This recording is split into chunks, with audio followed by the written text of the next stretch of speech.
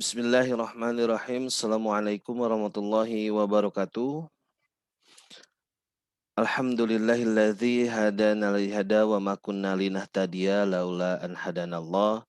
Asyhadu an la ilaha illallah wa asyhadu anna Muhammadan abduhu wa rasuluhu alladzi la nabiyya ba'da amma ba'du.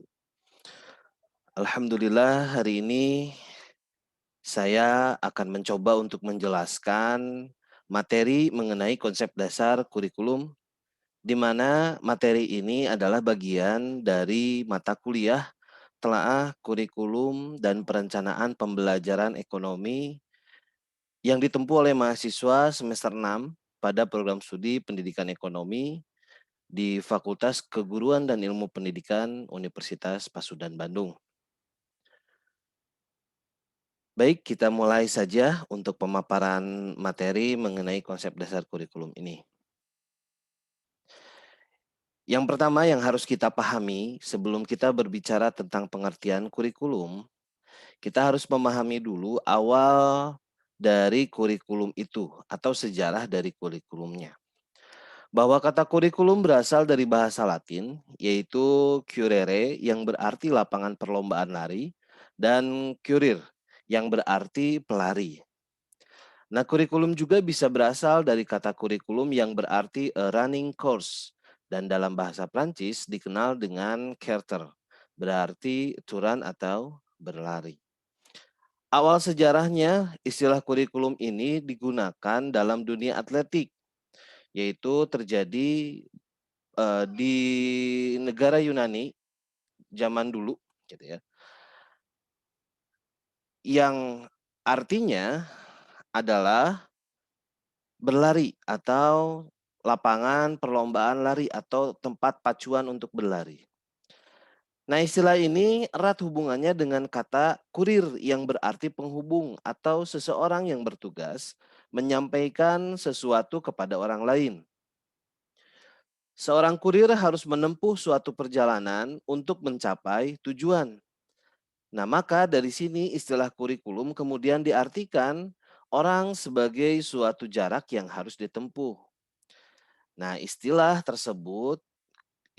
kurir tersebut mengalami perpindahan arti ke dalam dunia pendidikan yang dikenal istilah kurikulum dalam dunia pendidikan saat ini.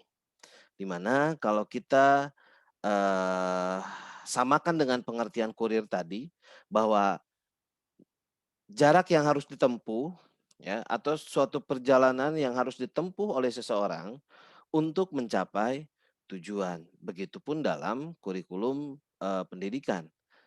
Ada jarak yang harus ditempuh, ada perjalanan yang harus dilakukan oleh seseorang untuk mendapatkan tujuannya. Nah, sebagai contoh, Nasution pernah mengemukakan bahwa pengertian kurikulum diartikan menjadi dua macam. Yang pertama, sejumlah mata pelajaran yang harus ditempuh atau dipelajari siswa di sekolah atau di perguruan tinggi untuk memperoleh ijazah. Lalu yang kedua, sejumlah mata pelajaran yang ditawarkan oleh sesuatu lembaga pendidikan.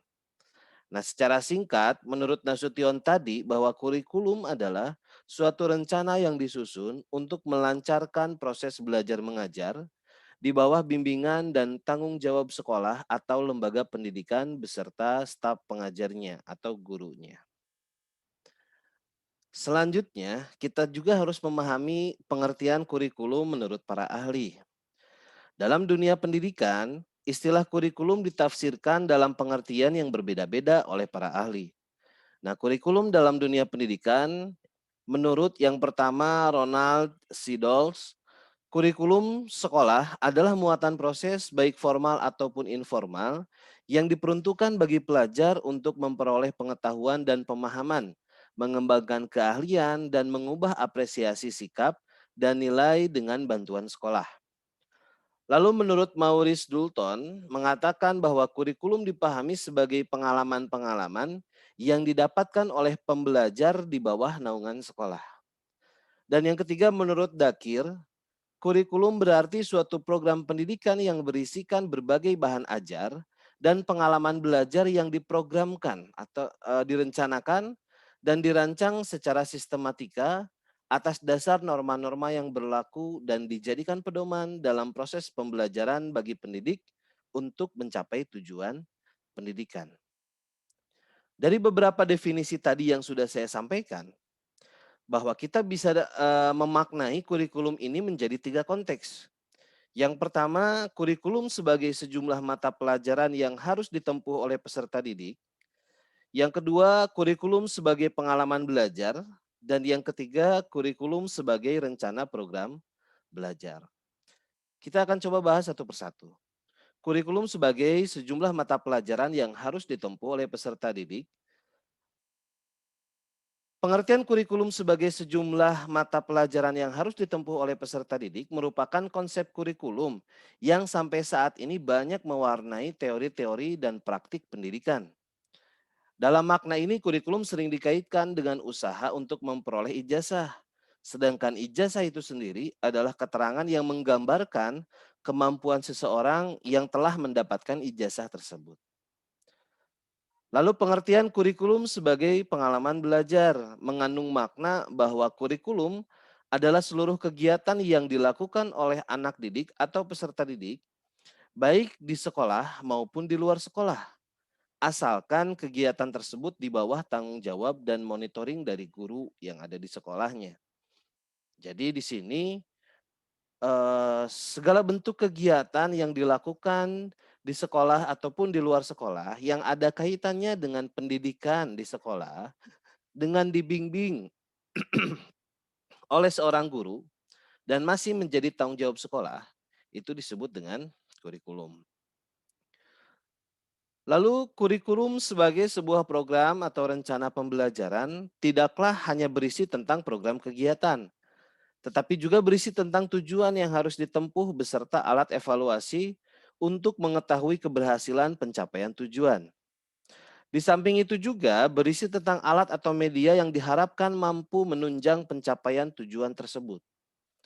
Kurikulum sebagai suatu rencana disusun untuk melancarkan proses belajar mengajar di bawah bimbingan dan tanggung jawab sekolah atau lembaga pendidikan beserta staf pengajarnya atau gurunya. Jadi bisa kita simpulkan dari ketiga konteks pengertian kurikulum yang sudah saya sampaikan, bahwa kurikulum adalah suatu program pendidikan yang berisikan berbagai bahan ajar dan pengalaman belajar yang diprogramkan, direncanakan, dan dirancang secara sistemik atas dasar norma-norma yang berlaku yang dijadikan pedoman dalam proses pembelajaran bagi tenaga kependidikan dan peserta didik untuk mencapai tujuan pendidikan.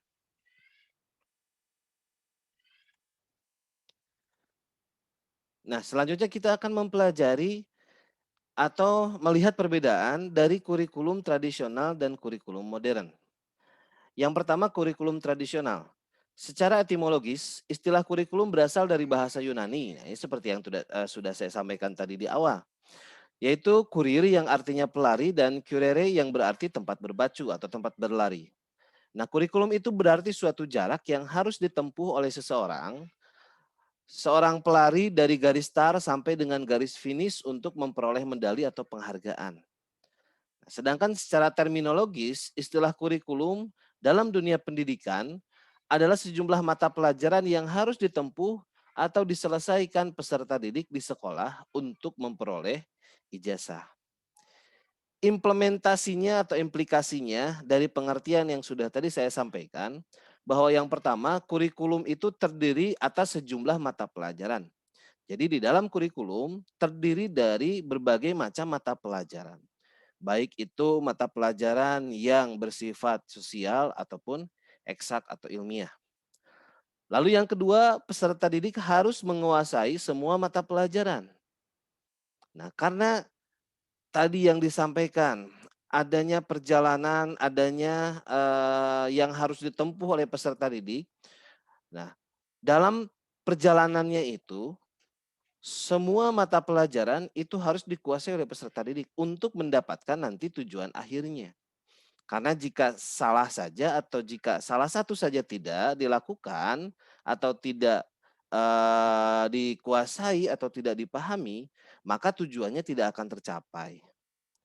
Lalu yang ketiga, mata pelajaran hanya dipelajari di sekolah secara terpisah-pisah. Ini mata pelajarannya itu dipelajari secara terpisah, tidak menjadi satu kesatuan. Dan yang keempat, tujuan akhir kurikulum untuk memperoleh ijazah. Nah, jadi tujuan akhirnya adalah untuk memperoleh ijazah. Nah, ini adalah pengertian kurikulum tradisional ya, beserta implementasi atau implikasi-implikasinya. Lalu yang kedua, kita akan membahas juga pengertian kurikulum secara modern. Semua kegiatan dan pengalaman potensial, isi ataupun materi yang telah disusun secara ilmiah, baik yang terjadi di dalam kelas, di halaman sekolah, maupun di luar sekolah, atas tanggung jawab sekolah untuk mencapai tujuan pendidikan. Nah, yang berbedanya dari kurikulum tradisional dan modern di sini adalah tujuannya. Di mana kalau kurikulum tradisional tujuannya adalah untuk memperoleh ijazah, kalau kurikulum modern tujuannya adalah mengarah kepada tujuan pendidikannya. Seperti yang kita sudah ketahui bersama, ada dalam amanat Undang-Undang Dasar 1945. Implikasi atau implementasi dari pengertian kurikulum modern ini adalah yang pertama bahwa kurikulum tidak hanya terdiri dari sejumlah mata pelajaran, tetapi juga meliputi semua kegiatan dan pengalaman potensial yang telah disusun secara ilmiah. Nah, jadi bedanya kalau di tradisional tadi, kurikulumnya itu terdiri dari sejumlah mata pelajaran yang secara terpisah, dilaksanakan secara terpisah. Nah, sementara di kurikulum modern ini seluruh kegiatan, seluruh mata pelajarannya dan kegiatan yang dilakukan ya oleh sekolah yang masih menjadi tanggung jawab sekolah, baik itu di dalam sekolah atau di luar sekolah, itu merupakan kurikulum. Lalu yang kedua, implikasinya adalah kegiatan dan pengalaman belajar tidak hanya terjadi di sekolah, tetapi di luar sekolah pun bisa terjadi atas tanggung jawab pihak sekolah. Ya, ini sudah jelas bahwa seluruh kegiatan yang terjadi yang masih dalam tanggung jawab lingkungan sekolah itu merupakan kegiatan atau pengalaman dari belajarnya. Ya, seperti contoh, ketika sekolah mengadakan kegiatan studi tour, nah itu merupakan suatu kegiatan yang memang ada di dalam kurikulumnya, ya. Dan itu masih menjadi tanggung jawab sekolah. Lalu implikasi yang ketiga bahwa guru sebagai pengembang kurikulum perlu menggunakan multi strategi dan pendekatan serta berbagai sumber belajar secara bervariasi. Nah, diharapkan dalam kurikulum modern ini guru tidak menjalankan hanya satu strategi saja. Tetapi banyak strategi yang harus dilakukan oleh guru untuk menunjang pencapaian tujuan pendidikannya. Dan implikasi yang keempat, tujuan akhir kurikulum bukan hanya memperoleh ijazah saja, tetapi untuk mencapai tujuan pendidikan. Nah, ini adalah pengertian kurikulum secara modern. Nah, kita pun bisa melihat perbedaan kurikulum tradisional dengan kurikulum modern ini pada tabel yang sudah saya sajikan dalam video ini, di mana dilihat dari orientasinya, kurikulum tradisional itu masa lampau, sementara kurikulum modern masa lampau, masa sekarang, dan masa yang akan datang. Maksudnya bahwa dalam kurikulum tradisional itu melihat dari kejadian yang sudah terjadi. Sementara di kurikulum modern itu akan dilihat dari masa lampaunya yang sudah terjadi, masa sekarang yang sedang dilakukan, dan juga memprediksi di masa depan seperti apa. Lalu dilihat dari dasar falsafahnya bahwa kurikulum tradisional tidak berdasarkan dasar filsafat yang jelas, sementara kurikulum modern berdasarkan dasar filsafat yang jelas dan dapat diwujudkan dalam kegiatan yang konkret. Lalu tujuan pendidikannya pun berbeda. Kurikulum tradisional itu mengutamakan dari sisi pengetahuan peserta didiknya saja, sementara kurikulum modern mengembangkan keseluruhan pribadi peserta didik secara utuh. Jadi bukan hanya mengutamakan pengetahuan, tetapi dilihat dari keterampilannya, sikapnya, ya. Lalu, norma-normanya, itu pun harus dipelajari di sekolah, ya. Sehingga menjadi, satu kesatuan yang utuh. Peserta didik dihasilkan bukan hanya, menjadikan peserta didik yang pintar saja, tetapi pintar, memiliki keterampilan, dan memiliki sikap yang baik juga. Lalu dilihat dari organisasi kurikulum, kurikulum tradisional itu berpusat pada mata pelajaran, sementara kurikulum modern berpusat pada masalah atau topik di mana peserta didik belajar mengalami sendiri secara langsung. Sumber belajarnya kurikulum tradisional itu guru, sementara kurikulum modern guru dan juga sumber belajar lainnya. Bisa itu melalui orang lain yang memang eh, sudah pernah mengalaminya, ataupun dari praktisi gitu ya, dari tenaga ahli dan lain sebagainya. Lalu strategi dan pendekatan pembelajaran dalam kurikulum tradisional, strategi dan pendekatan pembelajarannya yaitu ekspositori dengan pendekatan klasikal. Sementara dalam kurikulum modern harus memiliki multi strateginya dan juga harus menekankan kepada pendekatan individu, kelompok, dan juga klasikal. Lalu teknik evaluasinya dalam kurikulum tradisional yaitu dilakukan dengan tes, sementara dalam kurikulum modern dilakukan dengan teknik tes maupun non-tes. Lalu peran gurunya, jika kurikulum tradisional, guru itu hanya mengajar saja kepada peserta didik, jadi satu arah dari guru ke peserta didik. Sementara di kurikulum modern itu harus dua arah, guru ke peserta didik ke guru, sehingga akan terjalin komunikasi yang baik di dalam lingkungan belajarnya. Bukan hanya mendengarkan dari guru saja, tetapi mereka bisa menyampaikan pendapat juga jika memang mereka sudah memahaminya. Nah, itu perbedaan kurikulum tradisional dengan kurikulum modern. Nah, selanjutnya kita pun harus memahami pengertian kurikulum menurut Undang-Undang Republik Indonesia Nomor 20 Tahun 2003. Jika tadi kita berbicara pengertian kurikulum menurut para ahli, ya. Nah, sekarang kita akan berbicara pengertian kurikulum menurut undang-undang. Kurikulum adalah seperangkat rencana dan pengaturan mengenai tujuan, isi, dan bahan pelajaran, serta cara yang digunakan sebagai pedoman penyelenggaraan kegiatan pembelajaran untuk mencapai tujuan pendidikan tertentu. Yaitu ada pada bab 1 pasal 1 ayat 19. Implikasinya atau implementasinya bahwa yang pertama kurikulum harus memiliki rencana. Ya. Nah, ini sudah pasti bahwa ketika kita mau menyusun kurikulum, kita harus memiliki perencanaannya terlebih dahulu, ya.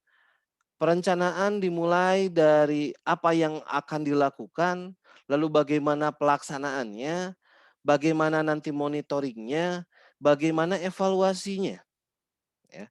Sehingga nanti hasil dari kurikulumnya itu bisa berjalan dengan baik. Lalu yang kedua, implikasinya di dalam kurikulum terdapat tujuan, isi, dan bahan pelajaran, serta cara yang digunakan sebagai pedoman penyelenggaraan kegiatan pembelajaran.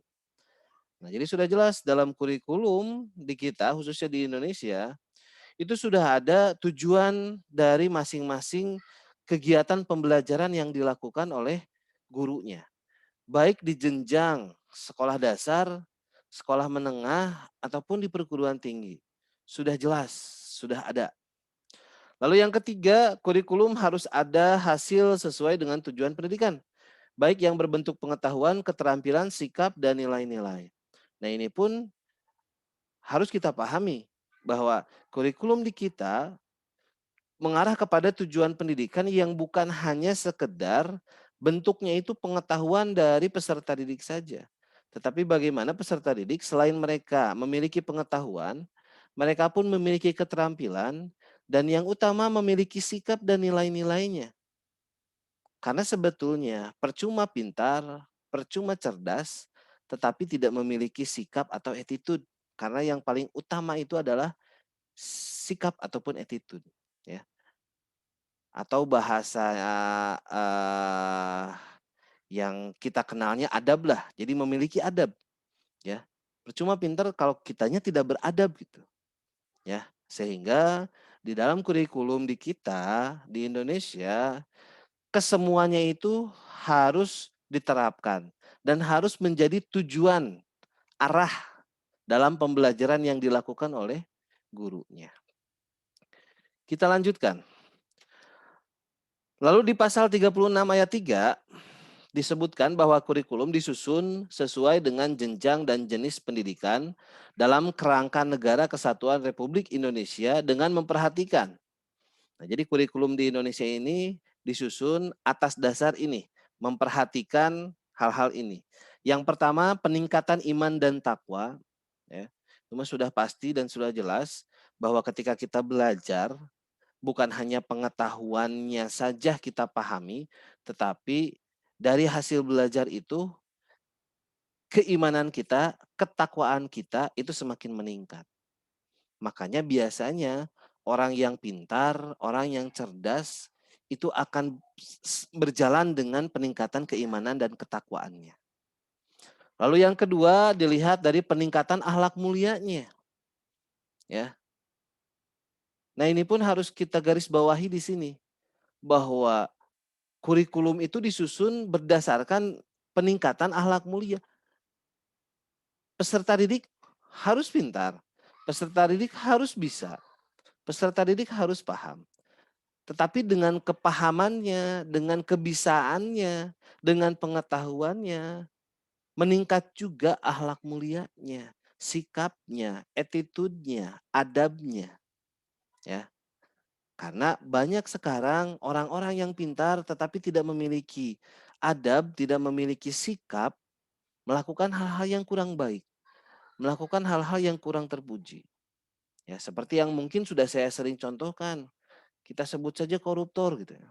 Koruptor itu bukan orang yang mohon maaf bodoh gitu ya, bukan. Tetapi koruptor itu adalah orang-orang yang pintar, hanya tidak memiliki akhlak mulia, tidak memiliki sikap, sikapnya tidak diasah. Nah, kita lanjutkan. Yang ketiga, peningkatan potensi kecerdasan dan minat peserta didik. Yang keempat, keragaman potensi daerah dan lingkungan. Nah, ini juga kita garis bawahi di mana bahwa kurikulum itu disusun melihat dari keragaman potensi daerah dan lingkungannya. Kita mengenal dengan yang namanya manajemen berbasis sekolah atau MBS, ya, di mana pengelolaan sekolah itu oleh sekolahnya sendiri karena yang tahu keragaman potensi daerah dan lingkungan ya sekolahnya gitu, ya. Lalu yang kelima, tuntutan pembangunan daerah dan nasional. Yang selanjutnya tuntutan dunia kerja. Nah, kurikulum pun melihat dari kepentingan di dunia kerjanya sekarang itu seperti apa sehingga ada penyesuaian-penyesuaian. Kayak contoh sekarang, kan sekarang dalam dunia pekerjaan teknologi itu menjadi suatu kebutuhan. Nah, oleh karena itu dalam pembelajaran pun, dalam mata pelajaran yang ada di kita, dalam kurikulum yang ada di Indonesia, bagaimana peserta didik itu harus bisa minimal mengoperasikan teknologi, ya. Bisa mengoperasikan teknologi sehingga nanti akan sesuai dengan tuntutan dunia kerjanya. Lalu yang selanjutnya perkembangan ilmu pengetahuan, teknologi, dan seni. Lalu yang selanjutnya dilihat juga dari sisi agama. Lalu yang selanjutnya dinamika perkembangan global. Nah, bagaimana dilihat dari perkembangan dunia globalnya, harus bisa menyesuaikan kurikulum itu. Dan yang terakhir persatuan nasional dan nilai-nilai kebangsaan. Selanjutnya kita akan berbicara mengenai peranan kurikulum, di mana kurikulum dalam pendidikan formal di sekolah ataupun madrasah memiliki peranan yang sangat strategis dan menentukan pencapaian tujuan pendidikan. Apabila dirinci secara lebih mendetail, terdapat 3 peranan yang dinilai sangat penting. Yang pertama peran konservatif, yang kedua peran kreatif, yang ketiga peran kritis atau evaluatif. Kita akan coba bahas satu persatu. Peran konservatif menekankan bahwa kurikulum dapat dijadikan sebagai sarana untuk mentransmisikan nilai-nilai warisan budaya masa lalu yang dianggap masih relevan dengan masa kini dengan generasi muda. Dalam hal ini adalah para siswanya atau peserta didiknya. Lalu yang kedua, peran kreatif. Peran kreatif menekankan bahwa kurikulum harus mampu mengembangkan sesuatu yang baru sesuai dengan perkembangan yang terjadi dan kebutuhan-kebutuhan masyarakat pada masa sekarang dan masa mendatang. Jadi harus memiliki peran kreatif atau pengembangan, ya, pengembangan kreativitas terhadap kurikulumnya disesuaikan dengan perkembangan zamannya. Lalu yang ketiga, peran kritis atau evaluatif. Peranan ini dilatar belakangi oleh adanya kenyataan bahwa nilai-nilai dan budaya yang hidup dalam masyarakat senantiasa mengalami perubahan. Sehingga pewarisan nilai-nilai dan budaya masa lalu kepada siswa perlu disesuaikan dengan kondisi yang terjadi pada masa sekarang. Jadi di sini pun di peran kritis atau evaluatif ini bahwa sebisa mungkin kurikulum itu harus mengevaluasi dirinya sendiri, menyesuaikan dengan kebutuhan sekarang gitu, berdasarkan hasil dari evaluasi. Nah, itu adalah peranan kurikulum yang harus kita pahami. Nah, selanjutnya kita akan berbicara tentang dimensi kurikulum. Yang pertama adalah kurikulum sebagai suatu ide. Ide atau konsep kurikulum bersifat dinamis, dalam arti akan selalu berubah mengikuti perkembangan zaman, minat dan kebutuhan peserta didik, tuntutan masyarakat, ilmu pengetahuan, dan teknologi. Ide atau gagasan tentang kurikulum hanya ada dalam pemikiran seseorang yang terlibat dalam proses pendidikan, baik secara langsung maupun tidak langsung, seperti kepala dinas, pengawas, kepala sekolah, guru, peserta didik, dan orang tua. Ketika orang berpikir tentang tujuan sekolah, materi yang harus disampaikan kepada peserta didik, kegiatan yang dilakukan oleh guru, orang tua, dan peserta didik, objek evaluasi, maka itulah dimensi kurikulum sebagai suatu ide atau konsep. Nah, ide atau konsep kurikulum setiap orang pasti berbeda-beda. Sekalipun orang-orang tersebut berada dalam lingkungan atau satu lingkungan. Nah, perbedaan ini sangat penting untuk dianalisis bahkan dijadikan landasan untuk pengembangan kurikulum. Jadi pengembangan kurikulum itu harus dilatar belakangi dari ide gitu ya. Ide dari masing-masing orang yang mungkin berbeda gitu. Lalu selanjutnya dimensi kurikulum sebagai suatu rencana tertulis. Dimensi kurikulum sebagai rencana biasanya dituangkan dalam suatu dokumen tertulis. Nah, dimensi ini menjadi banyak perhatian orang karena wujudnya dapat dilihat, mudah dibaca, maupun dianalisis. Dimensi kurikulum ini pada dasarnya merupakan realitas dari dimensi kurikulum sebagai ide. Aspek-aspek penting yang perlu dibahas antara lain mengembangkan tujuan dan kompetensi, struktur kurikulum, kegiatan dan pengalaman belajar, organisasi kurikulum, manajemen kurikulum, hasil belajar, dan sistem evaluasi. Nah, jadi kurikulum sebagai suatu rencana tertulis ini merefleksi hasil dari kurikulum sebagai suatu ide. Ketika ide sudah ada, nah dituliskan atau dituangkan dalam bentuk tulisan. Lalu yang ketiga, kurikulum sebagai suatu kegiatan atau real kurikulum. Kurikulum dalam dimensi ini merupakan kurikulum yang sesungguhnya terjadi di lapangan atau real kurikulum. Peserta didik mungkin saja memikirkan kurikulum sebagai ide, tetapi apa yang dialaminya merupakan kurikulum sebagai kenyataan. Kurikulum harus dimaknai juga dalam satu kesatuan yang utuh. Artinya, antara kurikulum sebagai ide dengan kurikulum sebagai kegiatan atau proses merupakan suatu rangkaian yang berkesinambungan, suatu kesatuan yang utuh. Tidak ada alasan untuk mengatakan dimensi kurikulum sebagai suatu kegiatan bukan merupakan kurikulum. Karena semua kegiatan di sekolah maupun di luar sekolah atas dasar tanggung jawab pihak sekolah itu merupakan bagian dari kurikulum. Lalu yang selanjutnya, kurikulum sebagai hasil belajar. Hasil belajar adalah kurikulum, tetapi kurikulum bukan hasil dari belajar. Nah, pernyataan yang tadi saya sampaikan perlu dipahami sejak awal, karena banyak orang yang tahu bahwa hasil belajar merupakan bagian dari kurikulum, tetapi kurikulum bukan hanya hasil belajar. Artinya, hasil belajar bukan satu-satunya objek evaluasi kurikulum. Evaluasi kurikulum ditunjukkan untuk mengetahui efektivitas dan efisiensi kurikulum. Sedangkan fungsinya adalah untuk memperbaiki, menyempurnakan, atau mengganti kurikulum dalam dimensi sebagai rencana. Nah, hasil belajar sebagai bagian dari kurikulum terdiri atas berbagai domain, seperti domain pengetahuan, keterampilan, sikap, maupun nilai-nilai. Hasil belajar juga banyak dipengaruhi oleh berbagai faktor, di antaranya faktor guru, faktor peserta didik, faktor sumber belajar, dan faktor lingkungan. Kurikulum sebagai hasil belajar merupakan kelanjutan dan dipengaruhi oleh kurikulum sebagai kegiatan serta kurikulum sebagai ide, seperti yang tadi sudah disampaikan di awal.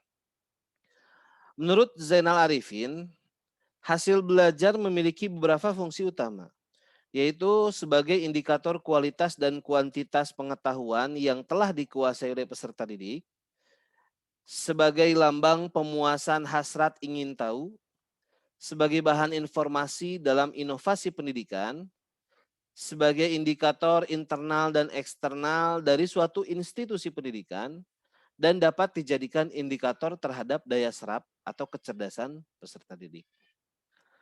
Lalu selanjutnya kurikulum sebagai suatu disiplin ilmu. Sebagai suatu disiplin ilmu, berarti kurikulum memiliki konsep, prinsip, prosedur, asumsi, dan teori yang dapat dianalisis dan dipelajari oleh pakar kurikulum. Peneliti kurikulum, guru atau calon guru, kepala sekolah, pengawas, atau tenaga kependidikan lainnya yang ingin mempelajari tentang kurikulum. Tujuan kurikulum sebagai suatu disiplin ilmu adalah untuk mengembangkan ilmu tentang kurikulum dan sistem kurikulum, serta kemampuan untuk mengembangkan kurikulum menyesuaikan dengan perkembangan zamannya. Oleh karena itu, kurikulum dianggap sebagai suatu disiplin ilmu. Lalu yang terakhir, kurikulum sebagai suatu sistem. Sistem kurikulum merupakan bagian yang tak terpisahkan dari sistem pendidikan, sistem persekolahan, dan sistem masyarakat. Suatu sistem kurikulum di sekolah merupakan sistem tentang kurikulum apa yang akan disusun dan bagaimana kurikulum itu dilaksanakan. Lebih jauh lagi dapat dikatakan bahwa sistem kurikulum mencakup tahap-tahap pengembangan kurikulum itu sendiri. Mulai dari perencanaan kurikulum, pelaksanaan kurikulum, evaluasi kurikulum, perbaikan, dan penyempurnaan kurikulum. Kurikulum sebagai suatu sistem juga menggambarkan tentang komponen-komponen kurikulum, yang dimana nanti komponen-komponen kurikulum ini akan coba kita jelaskan pada video pembelajaran selanjutnya. Kurikulum dapat dikatakan sebagai suatu sistem karena kurikulum memiliki tujuan dan memiliki komponen-komponen yang saling berkaitan satu dengan yang lainnya seperti sistem. Nah, itu adalah dimensi kurikulum atau beberapa dimensi kurikulum yang harus kita pahami. Lalu yang selanjutnya saya akan membahas tentang fungsi kurikulum. Pada dasarnya kurikulum berfungsi sebagai pedoman atau acuan. Tetapi kita pun bisa melihat fungsi kurikulum ini dari berbagai sisi gitu ya. Yang pertama dari sisi siswa atau peserta didik. Dilihat dari sisi siswa atau peserta didik, fungsi kurikulum sebagai organisasi disiapkan bagi peserta didik untuk konsumsi pendidikan mereka. Dengan demikian diharapkan peserta didik akan dapat sejumlah pengalaman baru yang kelak dapat dikembangkan seirama dengan perkembangan anak guna melengkapi bekal hidupnya di kemudian hari. ya. Sehingga diharapkan dari kurikulum ini peserta didik bisa mendapatkan sesuatu di kemudian hari. Ya, hasil dari pengalaman yang mereka dapatkan itu akan dituangkan atau akan apa ya, mereka hadapi di dunia kerjanya nanti. Lalu dilihat fungsi kurikulum dari sisi gurunya atau pendidik. Nah, fungsi kurikulum bagi pendidik yang pertama sebagai pedoman kerja dalam menyusun dan mengorganisir pengalaman belajar para peserta didik. Nah, ini harus kita pahami karena Anda nanti calon guru ya, bahwa kurikulum itu berfungsi untuk menyusun dan mengorganisir pengalaman belajar. Jadi guru harus mampu menyusun ya, merencanakan kegiatan belajar apa yang akan dilakukan oleh peserta didik. Lalu yang kedua sebagai pedoman dalam mengadakan evaluasi terhadap perkembangan peserta didik dalam rangka menyerap sejumlah pengalaman yang diberikan. Nah, fungsi kurikulum juga untuk evaluasi bagi seorang gurunya, bagaimana melihat perkembangan dari peserta didiknya. Nah, selanjutnya dari sisi kepala sekolah dan pengawas. Fungsi kurikulum sebagai pedoman dalam mengadakan fungsi supervisi, yaitu memperbaiki situasi belajar. Lalu yang kedua, sebagai pedoman dalam melaksanakan fungsi supervisi dalam menciptakan situasi untuk menunjang situasi belajar peserta didik ke arah yang lebih baik lagi. Jadi kurikulum di sini adalah untuk fungsi kurikulumnya untuk melakukan pengawasan sehingga nantinya akan ada perbaikan-perbaikan ke arah yang lebih baik lagi. Lalu yang ketiga sebagai pedoman dalam melaksanakan supervisi dalam memberikan bantuan kepada pendidik untuk memperbaiki situasi mengajarnya. Nah, selain tadi kepada peserta didiknya, dari sisi kepala sekolah dan pengawas pun nantinya hasil dari supervisi atau kegiatan pengawasannya itu akan diberikan bantuan kepada guru bagaimana untuk memperbaiki situasi mengajar atau proses kegiatan belajar mengajar yang dilakukan oleh gurunya. Lalu yang keempat, fungsinya itu sebagai administrator. Kurikulum dapat dijadikan pedoman untuk mengembangkan kurikulum lebih lanjutnya lagi. Lalu yang kelima sebagai pedoman untuk mengadakan evaluasi kemajuan belajar mengajar. Ini sangat penting dipahami oleh kepala sekolah maupun pengawas. Karena kurikulum di sini untuk mengadakan evaluasi khususnya bagi kepala sekolah dan pengawas juga untuk memperbaiki proses belajar mengajar yang dilakukan di lingkungan sekolahnya. Sehingga penerapan kurikulumnya bisa berjalan dengan baik.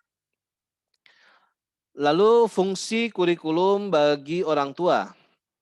Nah, yang pertama agar orang tua dapat membantu usaha sekolah dalam memajukan peserta didiknya, karena sejatinya sekolah tidak bisa berjalan dengan sendirinya, harus ada keterlibatan dari orang tua. Minimal pengawasan dari orang tuanya, apalagi dalam pembelajaran di situasi seperti ini, pembelajaran daring ini, di mana peran orang tua itu sangat begitu besar untuk kemajuan peserta didiknya. Lalu yang kedua, mengetahui pengalaman belajar yang diperlukan peserta didiknya. Dan yang ketiga, ikut berpartisipasi membimbing peserta didiknya. Ya, karena sekali lagi yang tadi saya sampaikan bahwa berhasil atau tidaknya peserta didik atau anak didik itu tergantung dari sekolah dan juga bantuan dari orang tuanya. Karena harus ada keterlibatan dari keduanya. Lalu dilihat fungsi kurikulum bagi masyarakat dan pengguna lulusan. Yang pertama ikut memberikan bantuan guna memperlancar pelaksanaan program pendidikan yang membutuhkan kerjasama dengan pihak orang tua ataupun masyarakat. Seperti contohnya kalau di SMA kita mengenal dengan PKL. Nah, di sini kan sekolah dengan perusahaan itu harus menjalin kerjasama dan perusahaan pun harus mampu membantu sekolah untuk dapat mewujudkan praktik yang dilakukan oleh peserta didiknya sebagai dasar pemahaman mereka pada saat pembelajaran di lingkungan sekolah. Lalu yang kedua ikut memberikan kritik atau saran yang membangun dalam rangka penyempurnaan program pendidikan di sekolah agar lebih serasi dengan kebutuhan masyarakat dan lapangan kerja. Ini juga sangat penting sekali bahwa masyarakat, pengguna lulusan harus mampu memberikan masukan-masukan kepada sekolah, ya, supaya sekolah bisa menyesuaikan dengan kebutuhan masyarakat atau kebutuhan dari pengguna lulusan. Nah, itu adalah fungsi kurikulum. Selanjutnya, kita berbicara kaitan kurikulum dengan pembelajaran. Bahwa kurikulum dan pembelajaran merupakan dua hal yang tidak terpisahkan, meskipun berada pada posisi yang berbeda. Sailor merupakan eh, apa ya? Sailor menyebutkan, mohon maaf di PPT-nya mungkin di tayangannya ada kesalahan ya. Sailor menyampaikan bahwa kurikulum dan pembelajaran bagaikan Romeo dan Juliet. Nah, jika kita berbicara mengenai Romeo, maka kita juga akan berbicara masalah Juliet. Nah, Romeo tidak ada atau tidak lengkap tanpa adanya Juliet. Demikian pula sebaliknya. Nah, artinya di sini bahwa pembelajaran tanpa kurikulum sebagai rencana tidak akan efektif atau bahkan bisa keluar dari tujuan yang telah dirumuskan. Nah, sementara kurikulum tanpa pembelajaran, maka kurikulum tersebut tidak akan berguna karena tidak dilaksanakan. Makanya diibaratkan oleh Seller bahwa kurikulum dan pembelajaran ini ibarat Romeo dan Juliet gitu ya. Kita lanjutkan. Nah, lalu kita akan berbicara juga hubungan antara kurikulum dan pengajaran. Ada 4 model di sini yang harus kita pahami. Yang pertama model dualistis atau the dualistic model. Nah, kalian bisa lihat pada gambarnya di mana kurikulum dan pengajaran ini saling berpisah. Nah, pada model ini kurikulum dan pengajaran terpisah, keduanya tidak bertemu. Kurikulum yang seharusnya menjadi input dalam menata sistem pengajaran tidak tampak. Demikian juga pengajaran yang semestinya memberikan balikan dalam proses penyempurnaan kurikulum itu tidak terjadi. Karena kurikulum dan pengajaran berjalan sendiri-sendiri dalam model dualistis ini. Lalu yang kedua model berkaitan atau the interlocking model. Nah, kalian bisa lihat juga dalam gambarnya bahwa ada keterkaitan antara kurikulum dan pengajaran. Nah, dalam model ini, kurikulum dengan pembelajaran saling berkaitan. Pada model ini, ada bagian kurikulum yang menjadi bagian dari pembelajaran. Begitu juga sebaliknya, sehingga keduanya memiliki hubungan. Karena pada dasarnya bahwa kurikulum dan pengajaran memang adalah satu kaitan yang tidak bisa dipisahkan. Harus ada keterkaitannya. Lalu yang ketiga, kita bisa lihat juga model konsentris atau the concentric model. Nah, kalian bisa lihat dalam dalam satu lingkaran yang besar itu ada lingkaran yang kecil. Nah, pada model ini keduanya memiliki hubungan dengan kemungkinan bahwa kurikulum adalah bagian dari pembelajaran atau pembelajaran adalah bagian dari kurikulum.